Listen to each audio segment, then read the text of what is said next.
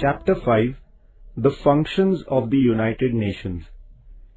In the last lesson, we familiarized ourselves about the United Nations. In this lesson, we will study about the different ways adopted by this organization to establish international peace. We will also try to understand the achievement of the UN and India's participation in it. The Charter of the United Nations spells out the important methods of resolving the international conflicts. Accordingly, international disputes, conflicts and disagreements can be resolved by the two following methods. 1. Peaceful methods. The UN lays a special emphasis on resolving conflicts through peaceful methods. The UN expects that the nations that have disputes or disagreements would solve them through negotiations, mediation, or goodwill. 2. Method of direct action.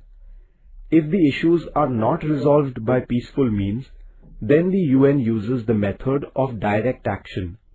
In this method, UN uses the peacekeeping forces of its member countries against the aggressor nations. However, this direct action is carried out on humanitarian grounds. The UN has carried out such humanitarian interventions in countries like Korea, Congo and Somalia to solve their problems.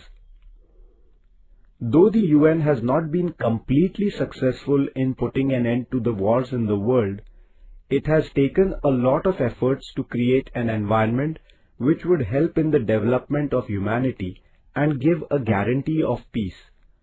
The UN has made a significant contribution in the areas of conservation of environment, rights of the children, empowerment of women, etc. UN and the environmental issue. The destruction of the environment at a global level is a serious problem. The UN has put forward many proposals for the protection of the environment. It has organized many important conferences to make the countries understand the seriousness of the issue, initiate a discussion amongst them, and solve the question through their cooperation. In 1972, a conference was organized at Stockholm, Sweden. This led to the finalization of the environmental program of the UN. Thereafter, an international commission was set up on development and environment. It put forward the concept of sustainable development. The organization of the Earth Summit in 1992 was another important step in the efforts for the protection of environment. This conference discussed issues like the depletion of the ozone layer, protection of forests and other natural resources, biodiversity and control over pollution. In the year 1997, an international agreement regarding environment was signed. This is known as the Kyoto Protocol. India accepted this agreement in 2002. She has also actively participated in all the efforts for environmental conservation at the global level. India has given priority to the issue of environmental protection while deciding her economic, industrial, trade and other policies. The United Nations and women empowerment.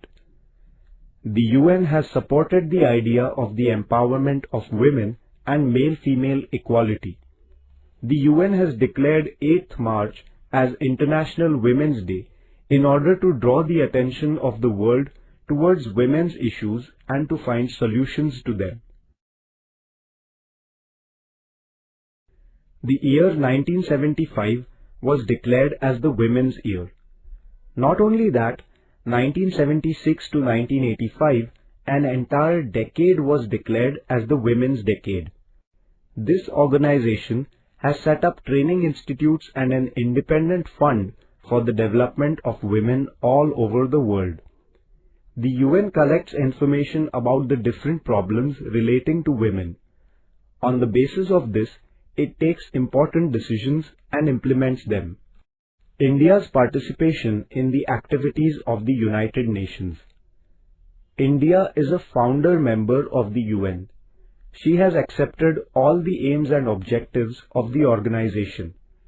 India has played a very important role in the peacekeeping functions of the UN. Quite recently, the Indian peacekeeping force in Somalia carried out tasks like digging wells, supplying water, running schools, providing health services, etc. This work of the Indian peacekeeping force is a matter of great pride for us. Disarmament. In order to keep the pace of development and economic prosperity, it is necessary to have peace and stability in the country. For this, disarmament becomes important. Though attempts are being made for international peace, some nations seem to be escalating the arms race. This arms race can create an environment of mistrust and suspicion among nations. Disarmament refers to the idea that international peace can be established if armaments are destroyed, their production is stopped, or there are limits on the use of armaments. In 1959, the UN declared universal and comprehensive disarmament as its objective.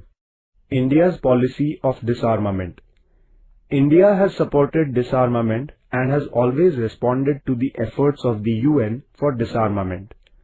India has a principled opposition to nuclear weapons because the world faces the threat of a nuclear war.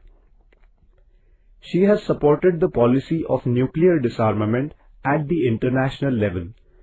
No first use of nuclear weapons is the most important principle of India's nuclear policy.